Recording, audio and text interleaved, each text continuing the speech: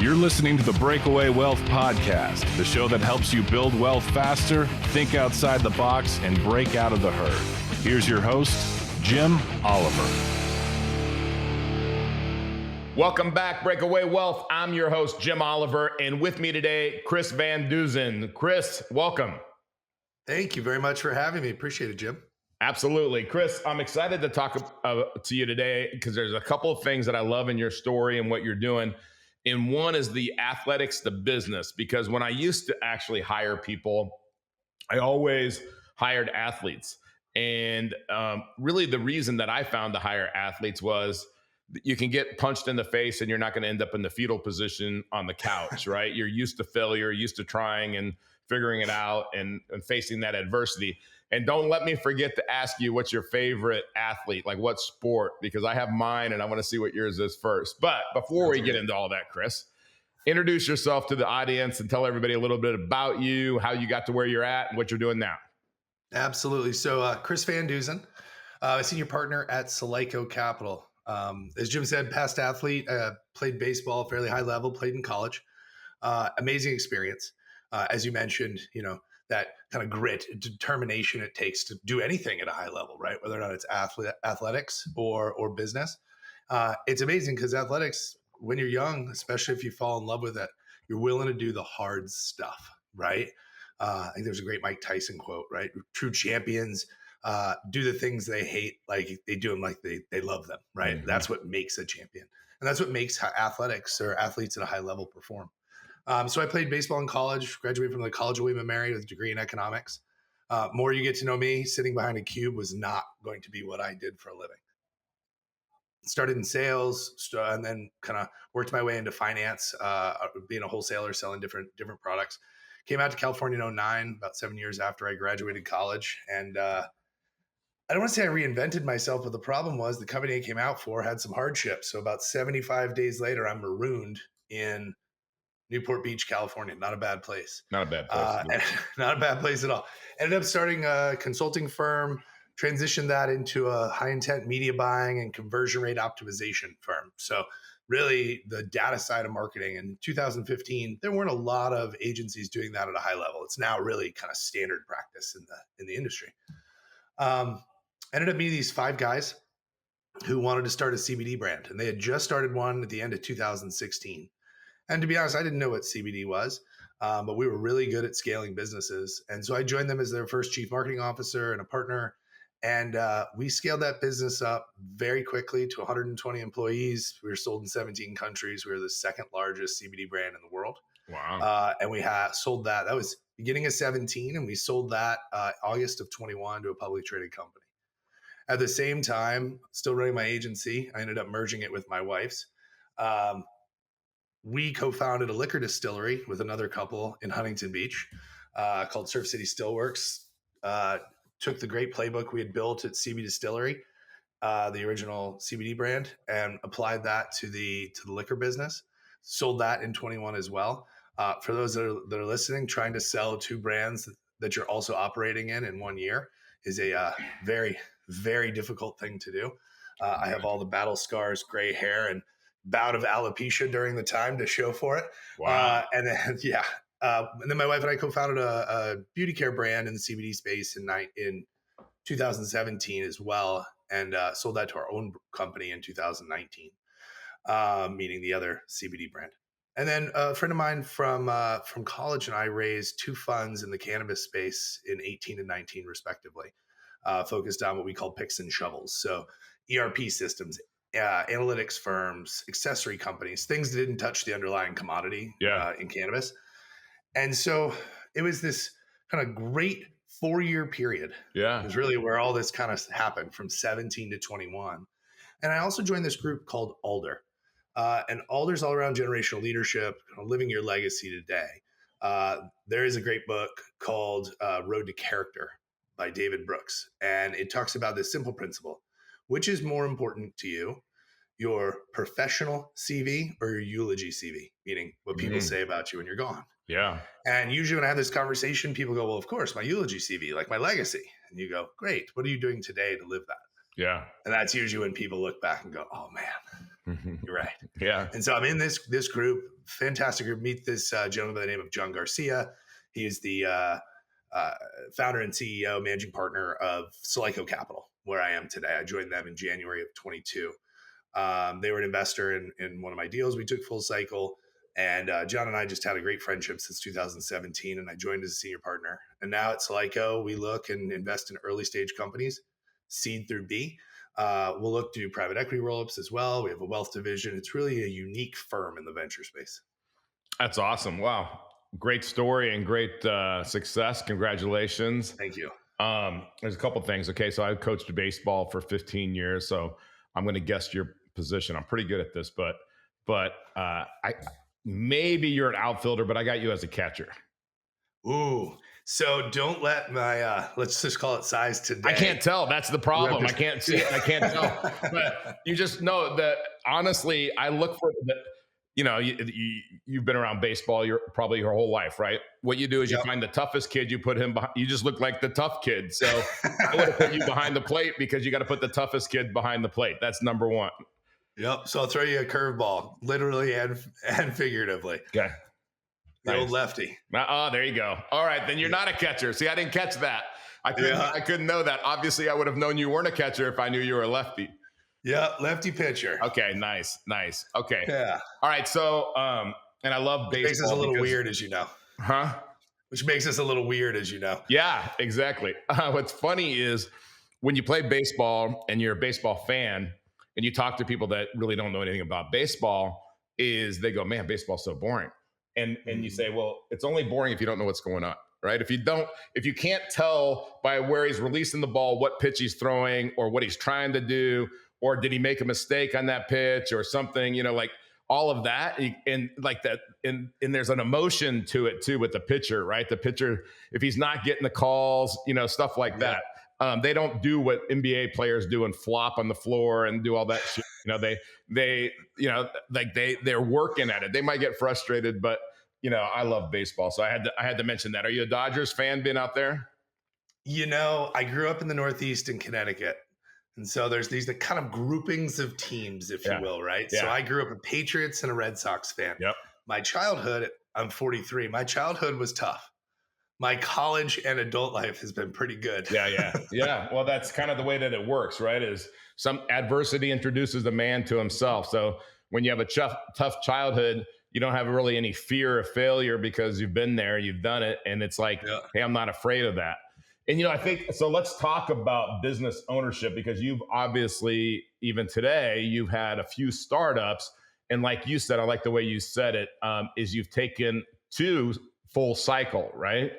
And that's what I think people sometimes, and I've had people come on and talk about owning franchises and that's, hey, if you're a new business owner, you're 9 to 5, that can be great, right? And there's a cycle how to be successful there, right? Because, you get into the franchise, then you buy the ones that people are struggling with and you get those at a bargain, and then you turn them around and all of a sudden you've got, 20 franchises instead of 10, and they can sell. Then you have something you can sell, right? Yeah. But I gotta just tell another story, then we'll get into, because I want to hear that. I want to hear the cycle and how you feel like that works. But I had this opportunity to buy this car wash in the Costco parking lot in Naples, Florida. And the land was worth about $6 million. They wanted $8.2 million. The books look good, right? And but his tax return didn't match the books. So there was no bank that was going to help us. I said, okay, seller finance it. We'll work it out. We'll adjust the price. We didn't want to do it. Anyway, it was going to fall apart. And what I was going to do is there was like 4 that I could buy, and around that $8 million mark for each one. So then now I can get on private equity's radar with 4 at 32 million, right? That I've got, and I obviously I don't have 32 million in it, but so that's always intriguing to me. And I've had a few friends that have been part of roll-ups with like not copy, but like office equipment, office copiers, scanners, that kind of thing. There was a period of time, probably 5 or 10 years ago, they were rolling those up like crazy for big money relatively. And so I want to talk about that, but where did that desire come from to start your own company, or the confidence to start your own company? Was it as a kid? Was it just your experience? Talk about that a little bit. Yeah. I'll call it a victim of circumstance to start, right? I graduated college and I didn't want to take a traditional career path. I mentioned, I kind of made the joke, I'm not a guy who sits behind a cube. And so I started in sales. And by the way, sales is an amazing, in my opinion, first job to have after college.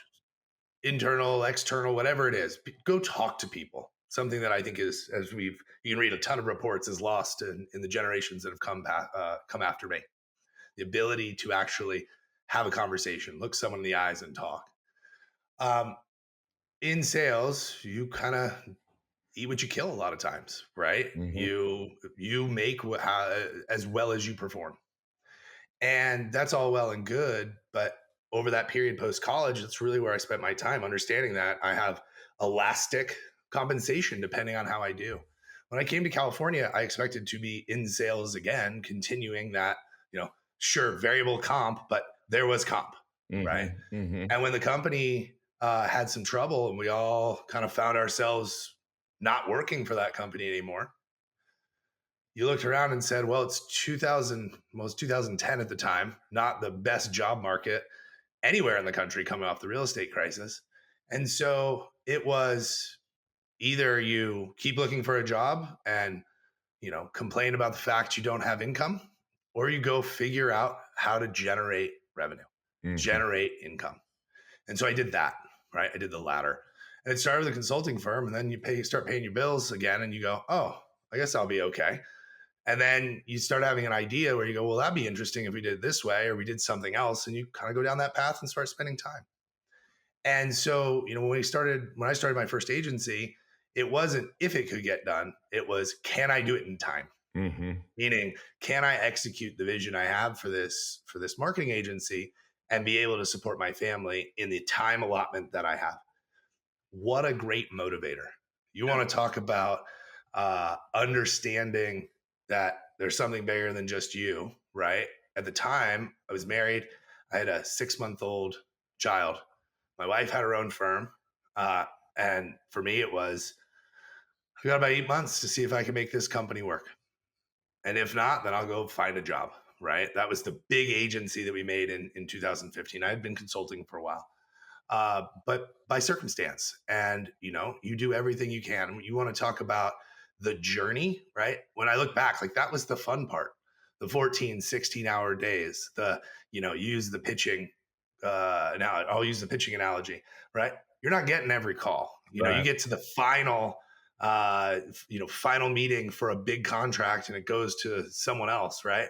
That pitch you threw perfect is now a ball, not a strike. Yep. And you got to regroup, you got to knock the dirt off, and you got to keep going. And I use the words grit and determination, they're values I hold very dear. That is the entrepreneurial journey, right? Yeah. Everyone thinks it's linear. Everybody thinks it's sexy. It is difficult. And so for me, as a past athlete, like, I knew what it took to just get it done. And but at the end of the day, no excuses. You get it done. Yeah. And that's really what it comes down to.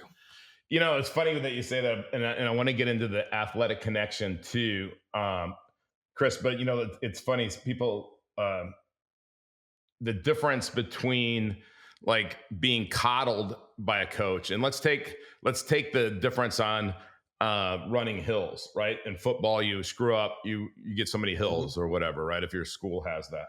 And so you run the hills and kid starts to throw up, right? And I coached football for 15 years too. And so the kids start to throw up. You got two choices. You can say, all right, you're throwing up, grab your stuff, hit the showers, hit the locker room, whatever, right? Or you can say, all right, you done throwing up? Okay, we got 5 more. Ready? Yeah. And the difference in a champion or a kid that you don't have to worry about counting on is the kid that goes, okay, I got 5 more, right? He might throw up 5 more times, but he's going to make it up that hill 5 more times. The kid that's like, you could just see the quit in his eyes when you say that, or the coach that I think makes them weaker and says, hey, okay, hit the showers, right?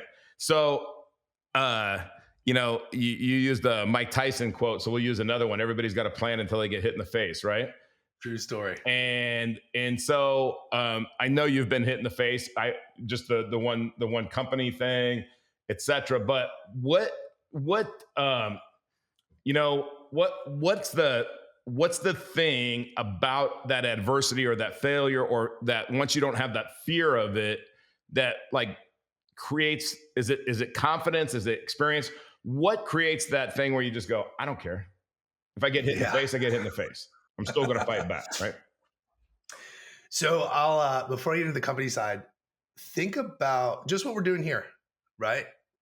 This is a level, of public speaking. Yeah. That is one of the greatest fears humans have.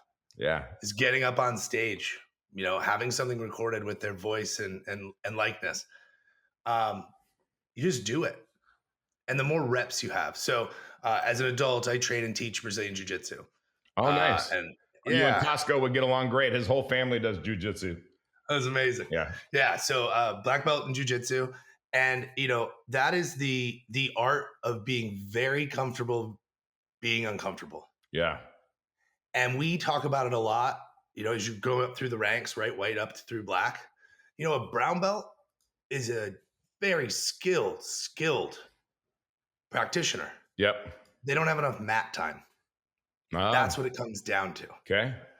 And so really at the end of the day, when we look at whether or not it's public speaking, whether or not it's trying to do things and failing, and it could be in business, for me, it's all about mat time. How much do you do? How much do you push yourself? Yep. How much do you show up, right? Get punched in the face, to use the quote. Yep. Smile, go, I learned something. Yep. And go do something else. But if you try once and it doesn't work and you go pick up your basketball and go home, right? Yep. Pick up your ball and go home, you'll never kind of break through and keep pushing to that next level.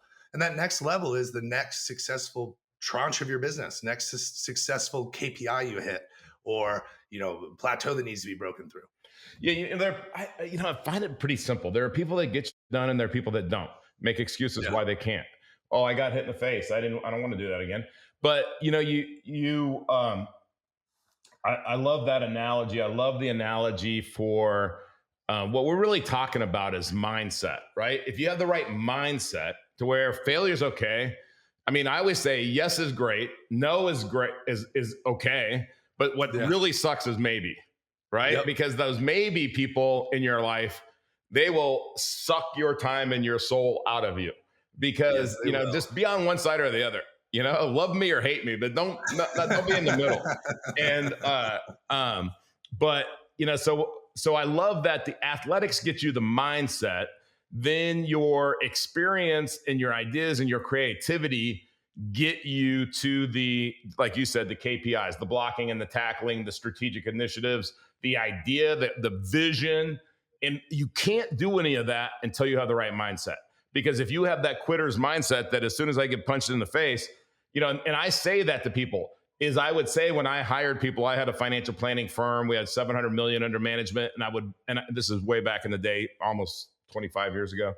And I would ask people, I'd say, what I don't know, the reason I hired athletes was, I don't know what you're going to do when you get punched in the face, right? This is before the Mike Tyson quote. I would say, I don't know what you're going to do when you get punched in the face. Now, if you're going to go on your couch in the fetal position, you're not going to be here very long, right? And so I always liked, I told you I was going to ask you this, is my favorite athlete, like favorite sport, and I coached this sport for a while too, is wrestling.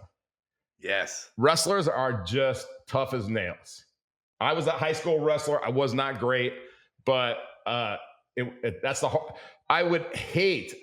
When I grew up in Inglewood, California, and I've heard Inglewood is a lot nicer than it was 40 years ago. I haven't been there in 40 years, but back then, if we were, which wasn't very often, if we were like in the playoffs, right?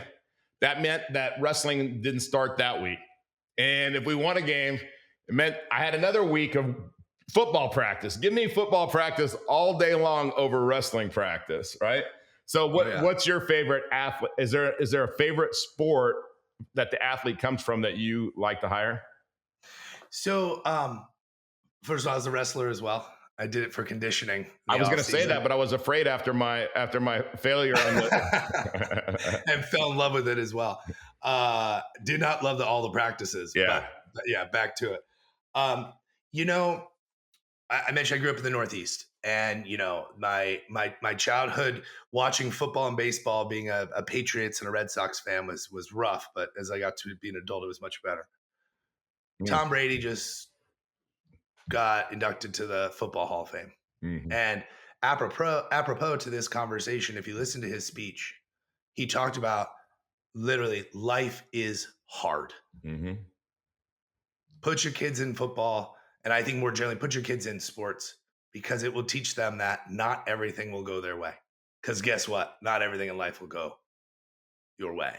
And to answer your question, I'd give a big nod to Tom Brady as one of the best that's ever done it. Certainly, greatest of all time quarterback. But from a mindset perspective, Yeah. from a mental fortitude perspective, that man was special, right?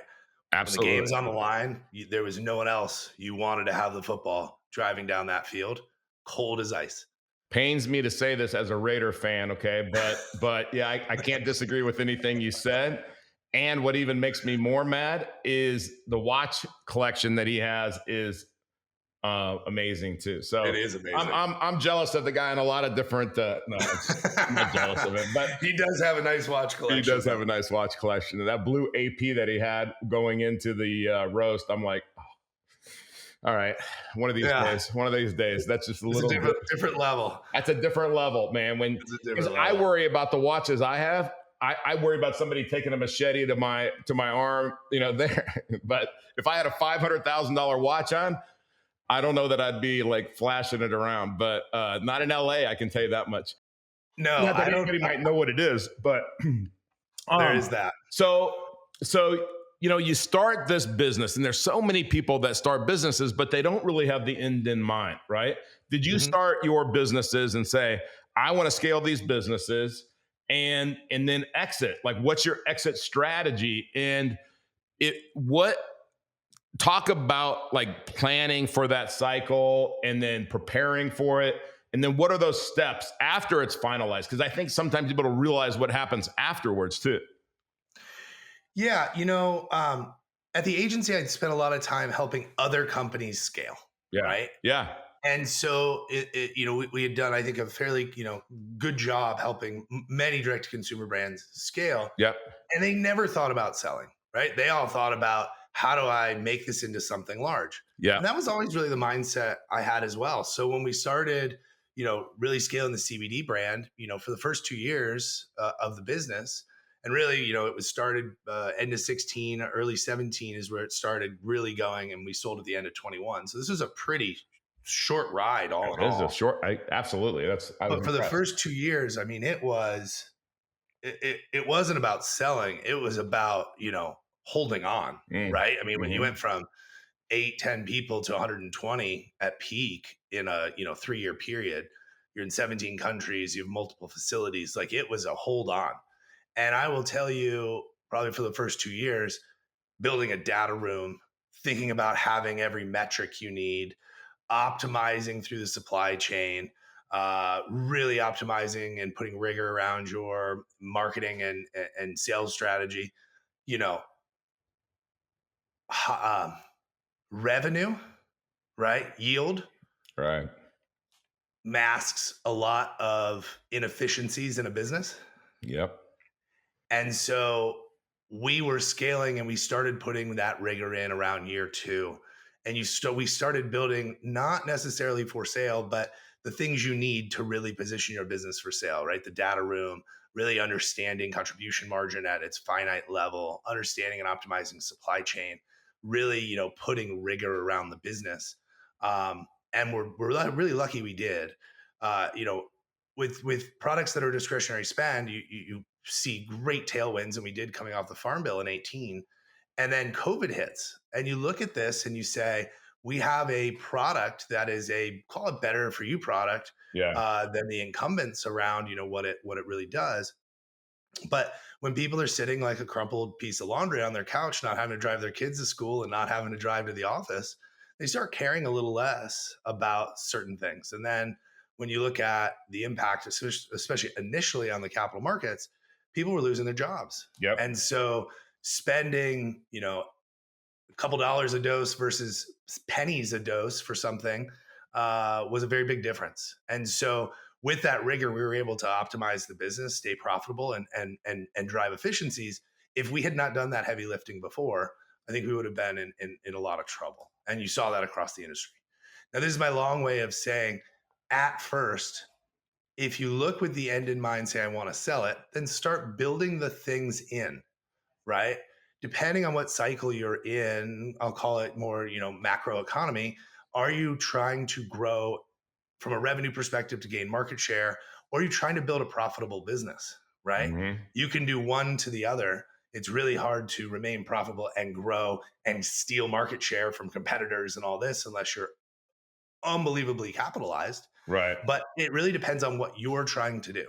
And that usually is a struggle, especially timing markets, because you want to be able to grow as quickly and responsibly as you can, right?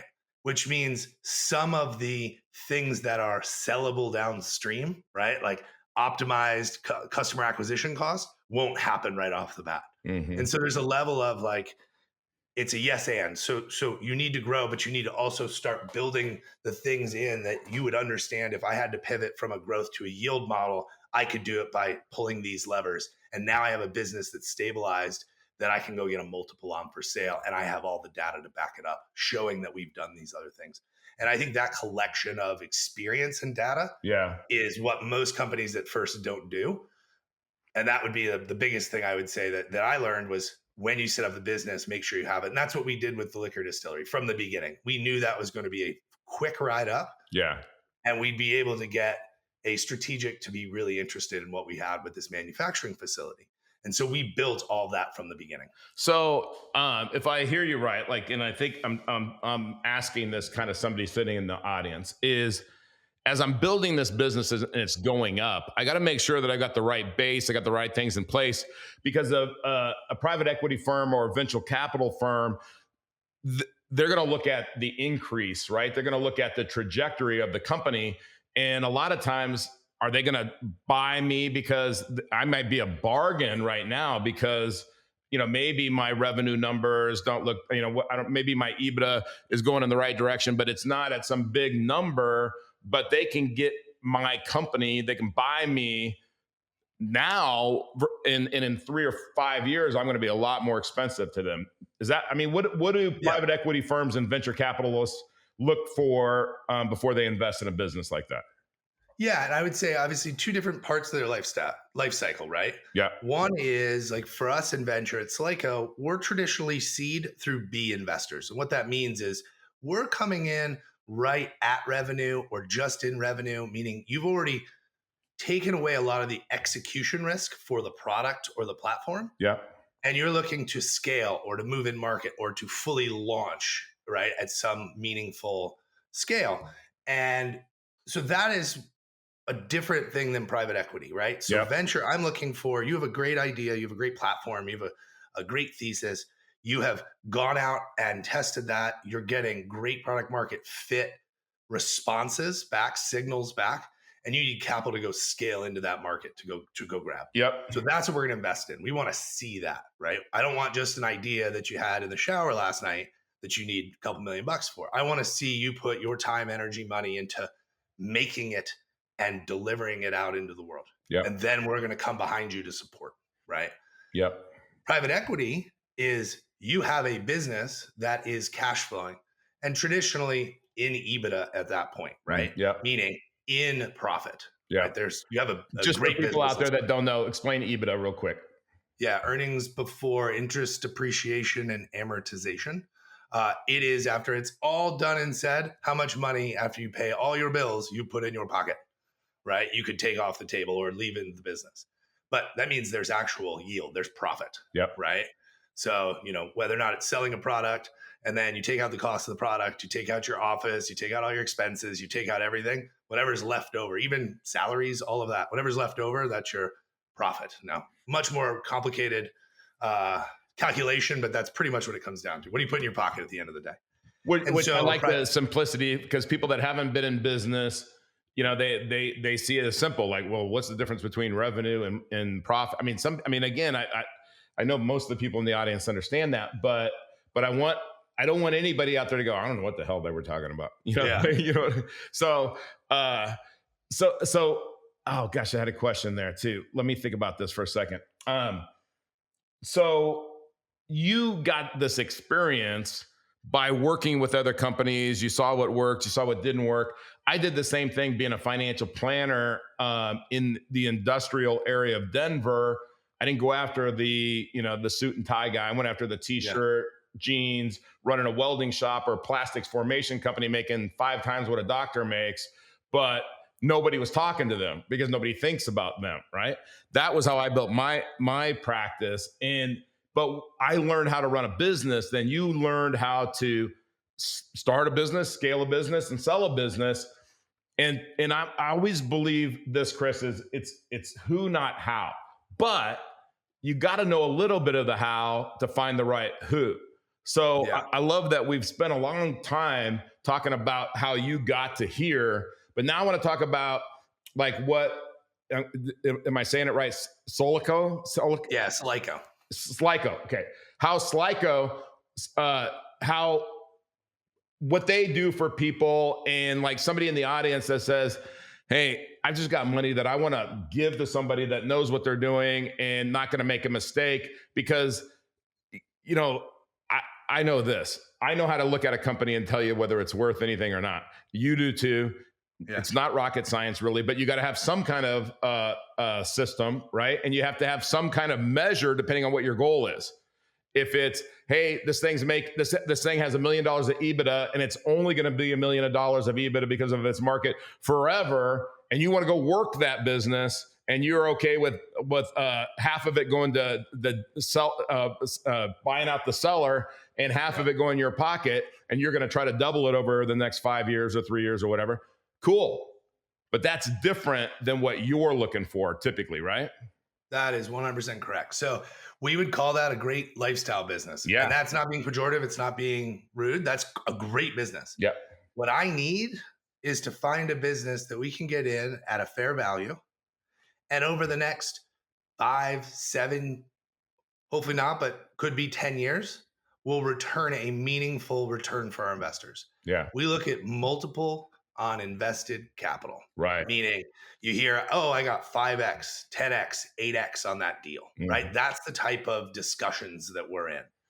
Yeah. When you're looking at it from what they call an IRR basis, that's an internal rate of return, right? There are great businesses. And the one that you mentioned, right? If it's going to distribute $500,000 back to investors, right? And you put whatever, $100,000 in, right? Maybe you're making 10, 12% on your money every year. Yeah. That's great, right? Yeah.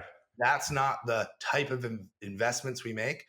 Our investors want to get in early and go for the ride of upside instead of find an existing business and get a stable return, right? That doesn't mean they don't have these businesses within their portfolio, but they look to us to say, bring me something that has that potential to be a game changer in a certain market or a vertical. So the one thing that I've realized in my life, and I'm, I guess I'm 59 now.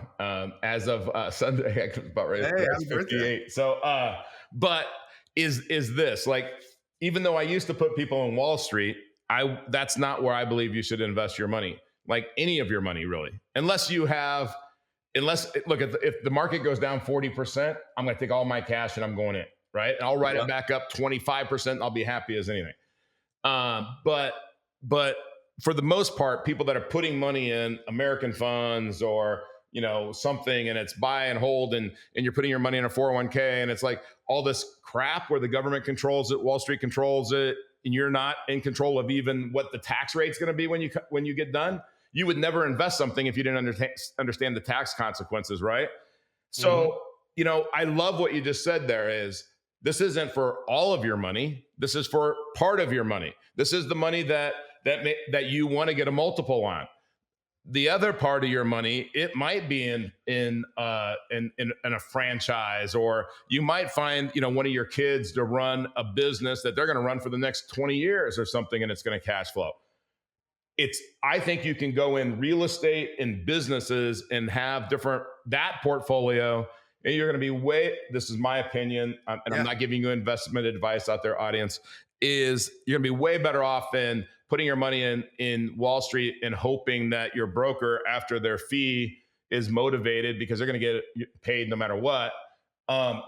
So talk about who is your ideal client and how do you work with them? How do they find you? What's the process? All that, Chris.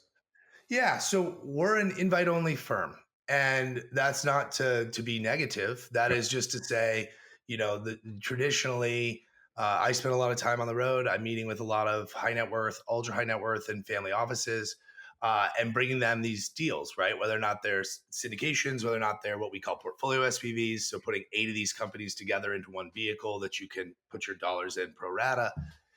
What they like is access to these companies. And what we do is we come in and take those rounds down and make them available.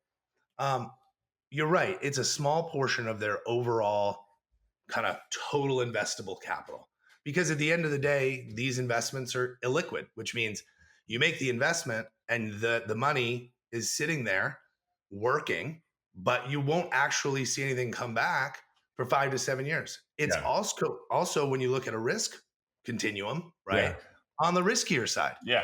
And so typically, actually for all of our deals, you have to be an accredited or qualified investor, which means you have to have a net worth and a investment acumen that says I can take a risk with these dollars. Now, the reward is, when successful, you have a much larger yield or much larger return than you would in the capital markets, let's say, unless you invested in NVIDIA, right? I'll give you that one. Yeah. But it is more of an illiquid investment, right? You can't put it in and then 2 weeks later take it out. But what you're doing is helping the next generation of entrepreneur endeavor to be successful with this new thing. And a lot of my personal investors that I work with are entrepreneurs in their own right.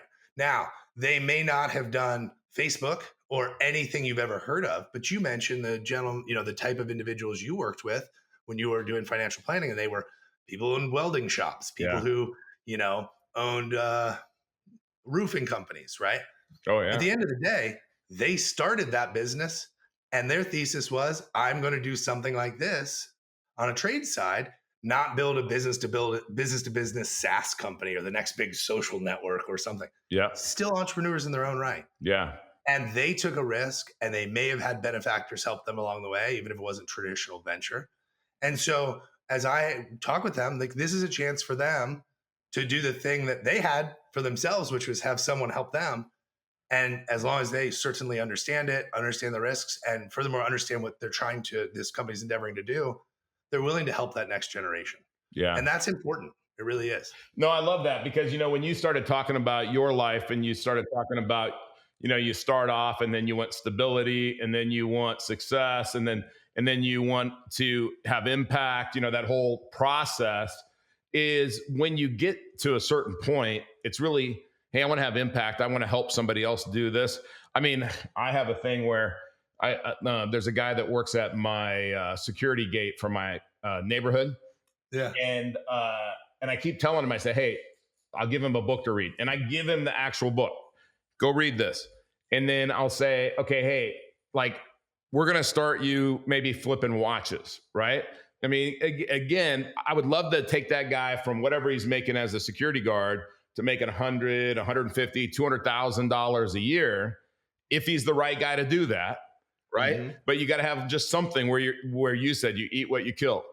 Hey, can I make a bunch of offers below market on watches? Can I get them polished right? Do the pictures better? Do this? Make 20 or 30% on them in a couple of weeks, and then keep doing that. And I'm not talking about real expensive watches. I'm talking about $1,000 to $10,000 watches. I think I could show him how to do that, and he could make some really good money doing it. And so there's nothing more satisfying to me than helping somebody do That's a super small scale. Or the No, pizza that's delivery great. guy. By the way, when I say guy, I mean man or woman. But um, talk about that. Talk about that, because I know once you have this knowledge, it's sharing it, and it's like, hey, I've been up the mountain before. I've climbed Everest over and over and over again. I know where not to go. I know when to look at the clouds and say, today we're not going. Right. So talk about that. Yeah. So it's great on a CV basis to sit here and start the podcast talking about some successes. What is left off of it is the graveyard of businesses that I tried to start along the way that I thought were great ideas, that I traditionally always self-funded, that didn't work out. Mm-hmm. Right. You've got to have a mindset, back to the athlete that we talked about, of going and trying, failing and learning, and going and trying again. And what I loved about your, talking about the guy at the security gate or the pizza delivery guy, is it's also a mindset. Am I going to spend my disposable time? Right. Because look, I don't know this fictional person's full life, Yeah. but maybe they have a family. Maybe they have interests. Maybe they have, their long hours at work. And all you want to do is, sit back on the couch, crack a cold one, watch the game. Yep. Nothing wrong with that.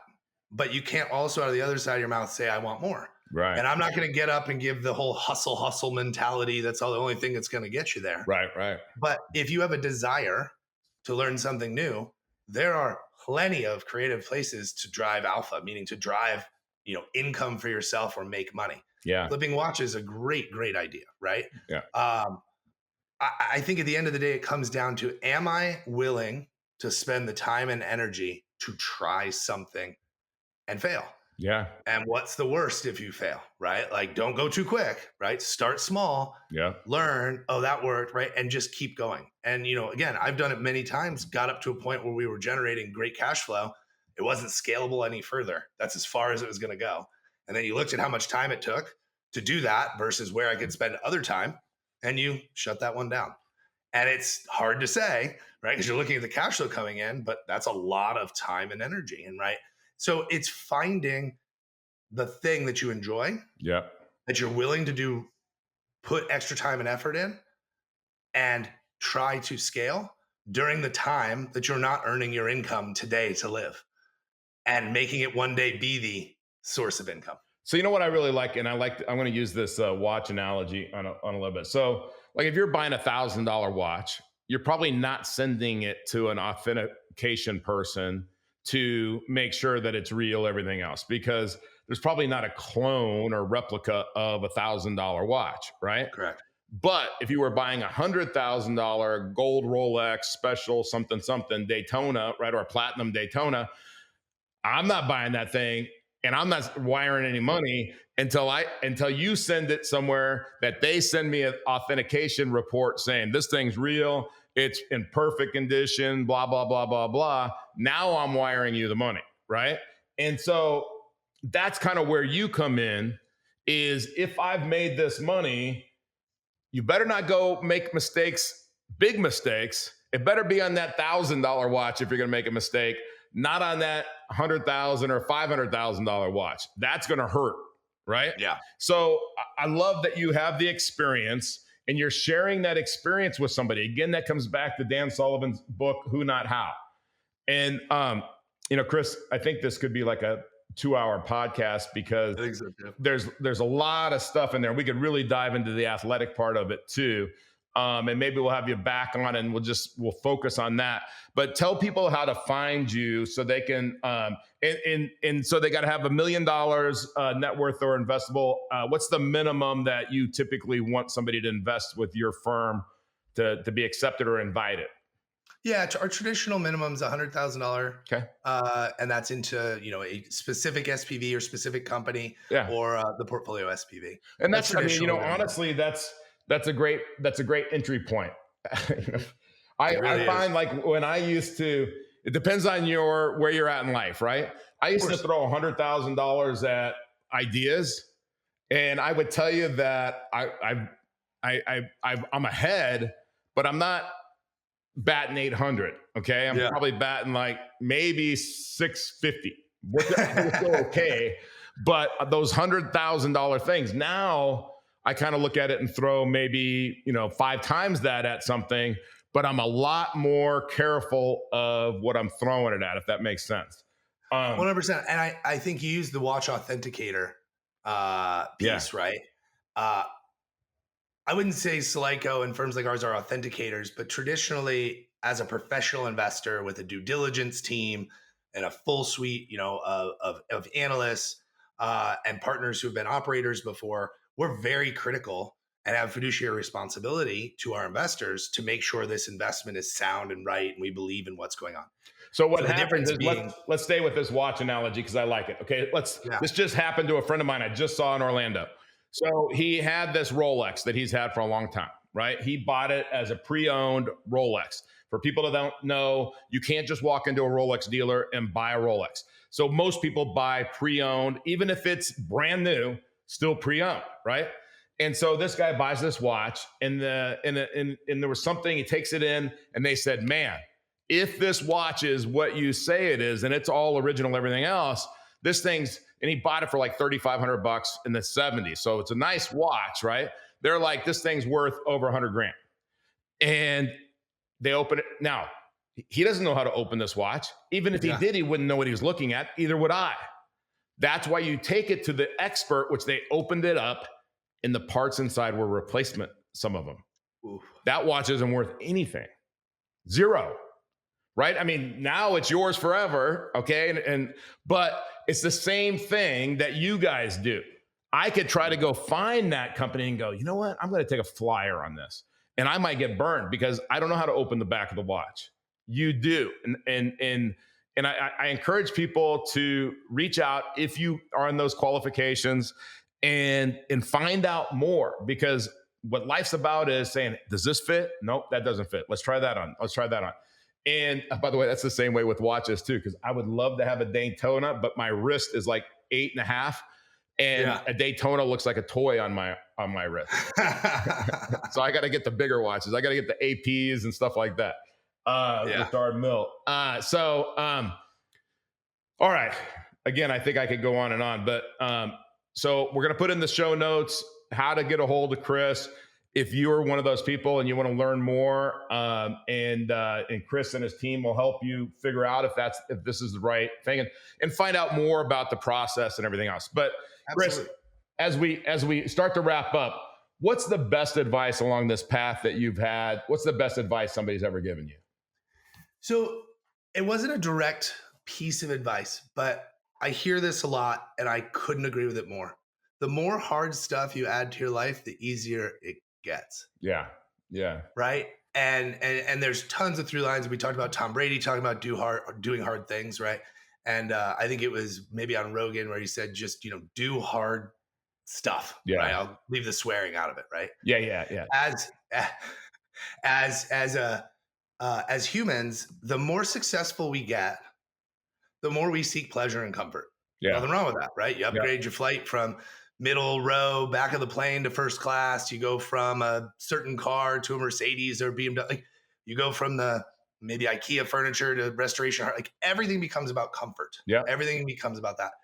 And as humans, I don't believe that we are supposed to fully be that comfortable, because then when we have a stressor come into our lives, we go immediately into that as the biggest, hardest thing we have to deal with. Yeah. When traditionally it is not. So, right. Yeah, I'm sorry. Go ahead. No, go ahead. I'm sorry. I would say, so if we can continue to add hard things, right? And I use, for myself, it was jujitsu. It's the one thing I found to get me in a flow state. I can't think about anything else because someone's trying to inflict pain on me. Then when I go to a meeting later that day, things are just a little easier. Yeah. Right? Like, do hard things, challenge yourself, and everything will get better, in my opinion. I love that. And, when you look at Brady, you look at Jordan, you look at Kobe Bryant, there's a great book, by the way. It's called Relentless by Tim Grover. And it just really talks about, there's a lot in there about Kobe and Michael Jordan.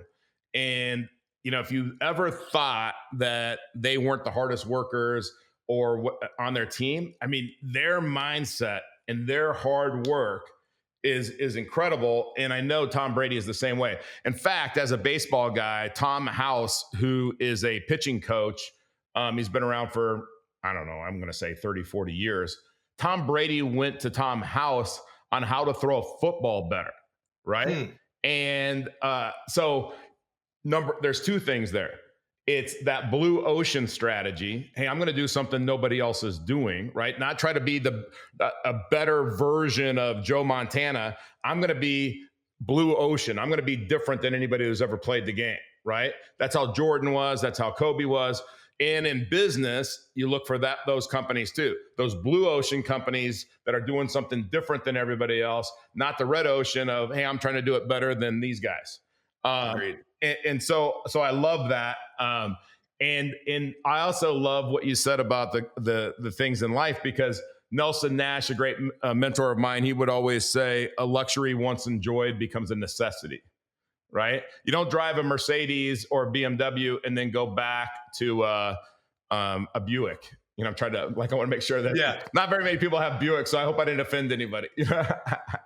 All right, last question, Chris, is if God came down from heaven, only allowed you to retain the knowledge that you've received from one book, what would that book be? Ooh, there's so many. You can have a couple. The one is not a hard one. Yeah. So I mentioned the David Brooks book like that earlier, Road to Character.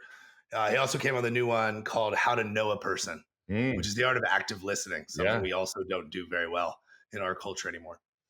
So those are two very good ones. There's also a business book called Loon Shots. Wow, you got some that I haven't read. You're adding to my reading list. I love it. Loon Shots it goes through both internal and external innovation. We always think about innovation being something where someone invented something new in some new industry, and Facebook, for example, or something big in social.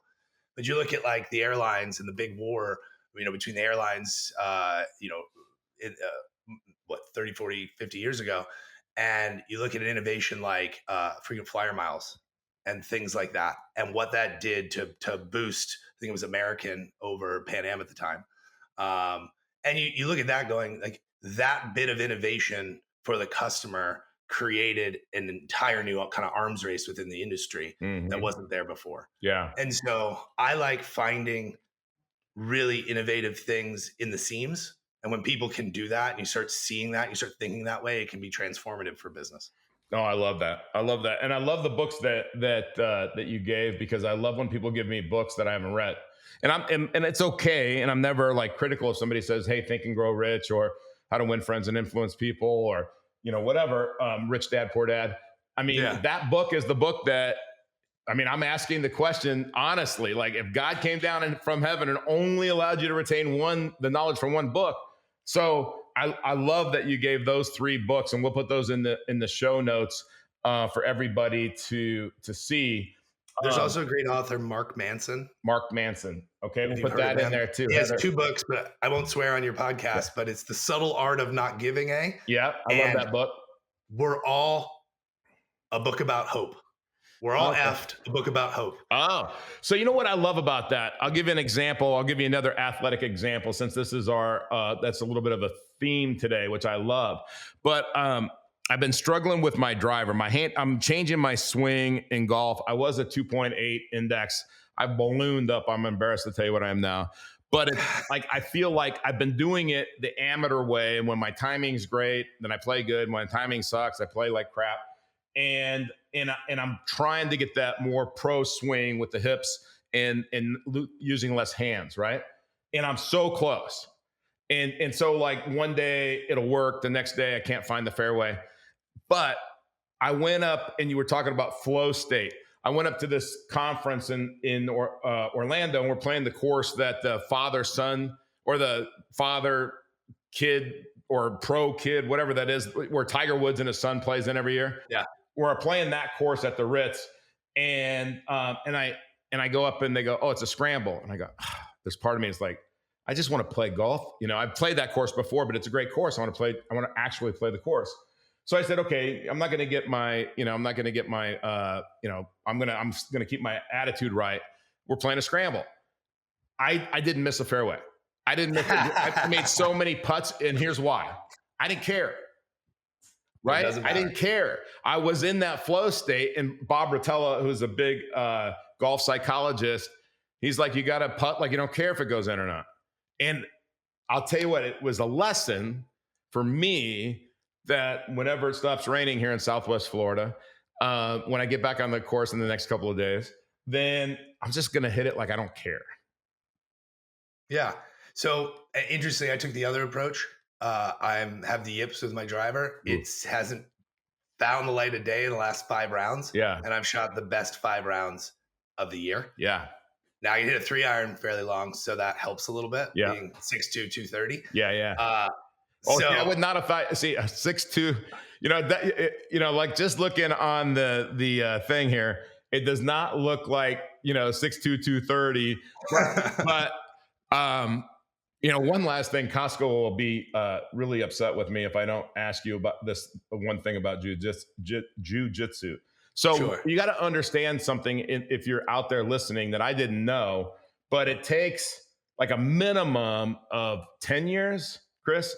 10 years is the average. Yeah, 10 years is the average. So it's 10 years to become a black belt.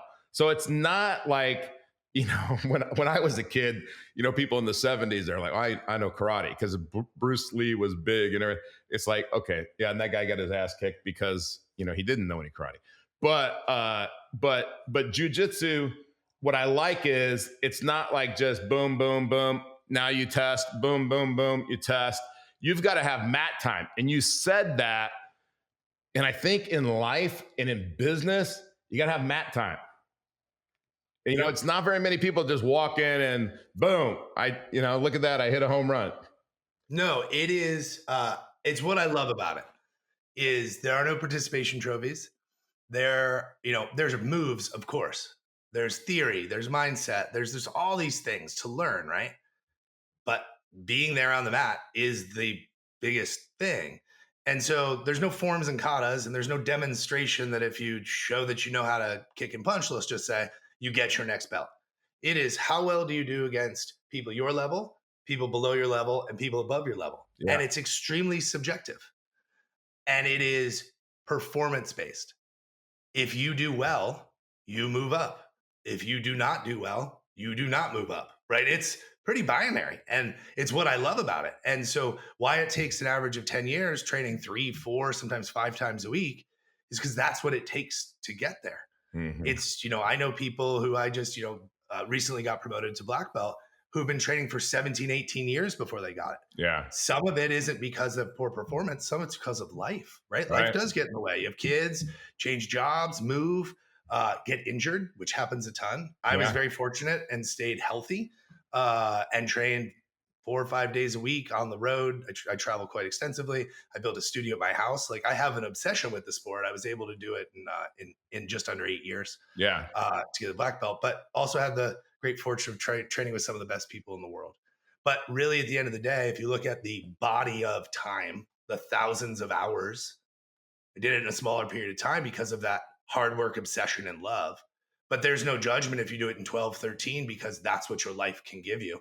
It's a stick with it, keep doing it. Yeah. But it is, in my opinion, at 43 years old, the hardest thing with the biggest sense of accomplishment, other than certainly, love for my wife and daughter and my family unit. But like, you can take the companies away that have sold, you can take away the things that I've built business-wise.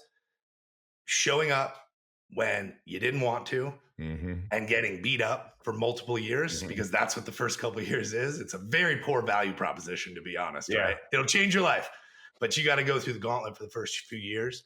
And so being able to do that, right, when that final black belt was strapped around my waist, was an extremely kind of emotional, and like the payoff was bigger than watching the final DocuSign come through in a wire for a company, to be really frank. I love that because I've seen that just as an observer with the Costco family. There's 6 of them. They're all to some degree in jujitsu.